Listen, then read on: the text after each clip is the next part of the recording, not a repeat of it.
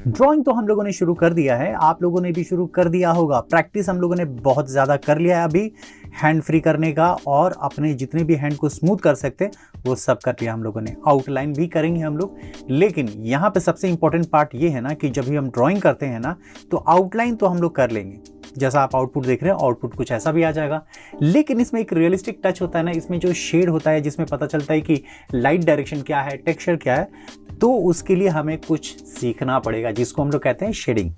अगर आप देखोगे ये आउटलाइन है, आउटलाइन बनने के बाद जब हम शेडिंग करते हैं तो आउटपुट कुछ इस तरीके से आता है। तो ये आउटपुट लाने के लिए हमें क्या करना पड़ेगा, तो हमें करना पड़ेगा प्रैक्टिस, और वो भी शेडिंग का। और शेडिंग में भी इंपॉर्टेंट पार्ट ये है कि जो आप देख रहे हो, अगर ड्राइंग करते हो तो इनिशियल डेज में बिगनर कुछ इस तरीके से ही ड्राइंग करते हैं, जिसमें आप शेड देख रहे हो कि चारों तरफ एक जैसा ही है, लेकिन इसमें वेरिएशन नहीं है, डेप्थ नहीं आ रहा है। अगर आप डेप्थ देखोगे तो ये कुछ इस तरीके से ट्रांसफॉर्म होगा। ये जो ड्राइंग है मेरे स्टूडेंट की है जो बिगनर है, और उनको मैंने बताया है कि डेप्थ शैडो में अगर हम इसको कुछ इस तरीके से ट्रांसफॉर्म करेंगे तो आउटपुट कुछ इस तरीके से आएगा। तो अभी आ चुके हैं हम लोग शीट नंबर 6 में शेडिंग की प्रैक्टिस करने के लिए। पेंसिल हम लोगों ने लिया है 4B, और अभी तक जितने भी हम लोगों ने प्रैक्टिस किया, लाइन के, कर्व के प्रैक्टिस किए हैं जो एक दूसरे से थोड़े डिस्टेंस पे होते हैं। तो अभी हम क्या करेंगे, इसको थोड़ा क्लोज लाइंस करेंगे। तो यहाँ पे देख रहे हो फिर भी गैप्स है, अगर हम गैप को फिल करते हैं, लाइन को बिल्कुल ही टच में करते हैं, डार्क टोन होता है तो कुछ इस तरीके से दिखेगा। ये एक शेड बन के आया है। अब इसमें मीडियम शेड भी होता है, यहाँ पे देख रहे हो कि एक मीडियम शेड भी हो गया और एक लाइट शेड भी होगा। तो 3 तरीके के शेड हम लोगों ने इनिशियल डेज में किया है। अब हम लोग करेंगे इसको शेड कंप्लीटली। जो देख रहे हो आपकी लाइन बिल्कुल ही गैप नहीं होना चाहिए। अब यहाँ पे जो दूसरा शेड कर रहा हूँ, यहाँ पे लाइंस में गैप बहुत ज़्यादा है, डार्कनेस भी है, लाइट भी है, वेरिएशन बहुत ज़्यादा है, लेकिन इसको हमें करने पड़ेगा फिल। तो जितने भी वाइट गैप्स दिख रहे हैं उसको एक मीडियम टोन में या फिर लाइट टोन में आपको फिल करना पड़ेगा, जिससे कि सारा शेड एक जैसा ही दिखे। तो यही प्रैक्टिस करनी है आज हमें, क्योंकि आगे आने वाले जितने भी ड्राइंग्स हैं ना, कुछ यही डिमांड होगी हमारी तरफ से। तो एक एक करके जितने भी एरियाज आप देख रहे हो ना, पूरा का पूरा फिल करेंगे।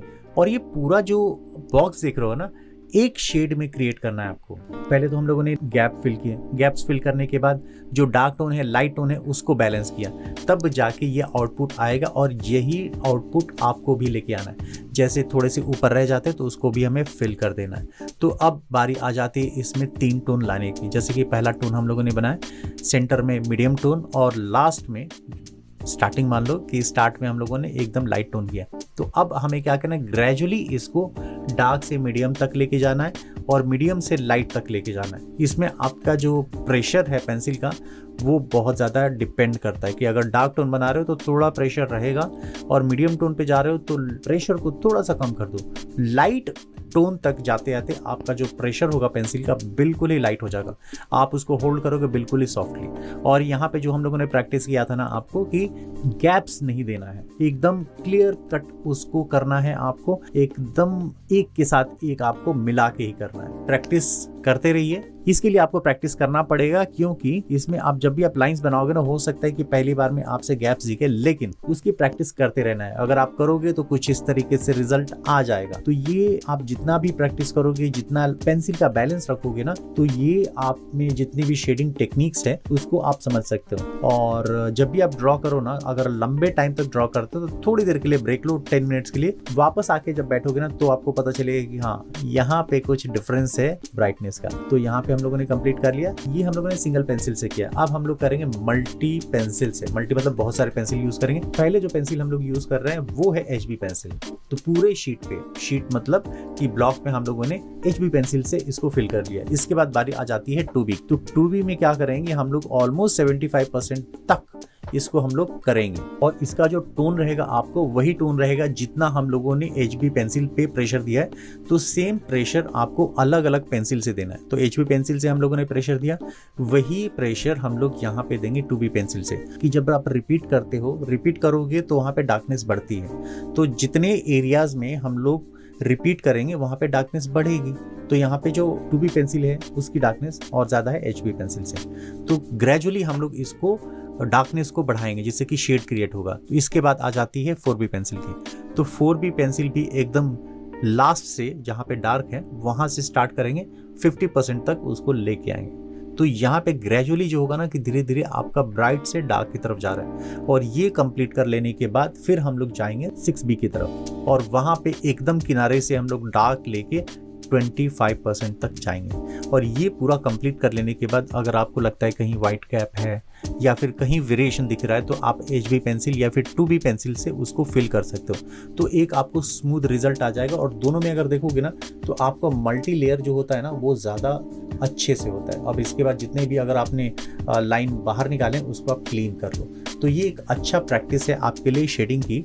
तो शीट आपको मिल जाएगा इस वीडियो के डिस्क्रिप्शन बॉक्स में। देख रहे हो कि जो भी हम लोगों ने प्रैक्टिस किया, ये प्रैक्टिस कर लेने के बाद अब स्लांट की भी बारी आ जाती है। तो स्लांट की भी मतलब 4 डायरेक्शन होते हैं ना, तो वो 4 डायरेक्शन आपको करना है, लेकिन पेंसिल को मूव नहीं करना है। तो पूरा का पूरा जो भी है आपको, अगर आप बॉक्स के बाहर भी जाते हो ना तो जाने देना, एकदम स्टार्टिंग की प्रैक्टिस है तो जाने दो। कंट्रोल अगर कम आता है, और ये कंट्रोल जो है ये आपको कम आएगा जब आप स्टार्ट करते हो कि आप बॉक्स के अंदर रखो, लाइन के अंदर रखो, तो कोशिश करना। और अगर बाहर जाता है तो कोई बात नहीं, इरेज कर लेना बाद में।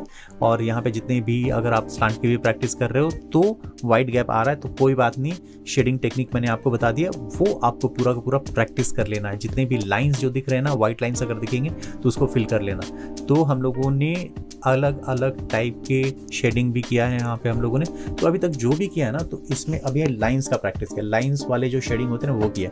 इसके बाद हम लोग आने वाले ट्यूटोरियल्स में कर्व का भी प्रैक्टिस करेंगे, जो बहुत ज़्यादा इंपॉर्टेंट है, उसको आपको करना ही चाहिए। तो एक एक करके ये वाले जितने 4 है ना, चारों को चारों डायरेक्शन से हम लोग कंप्लीट कर लेंगे। नेक्स्ट एपिसोड में हम लोग करेंगे बॉल का प्रैक्टिस। बॉल मीन्स कि आपको यहाँ पे एक सर्कल रहेगा, सर्कल में हम लोग फिल करेंगे किस तरीके से विदाउट गैप एक स्मूथ रिजल्ट लेके आते हैं। और हाँ, जाते जाते लाइक जरूर करना, वीडियो को कमेंट करना, अगर नए हो तो सब्सक्राइब जरूर कर लेना।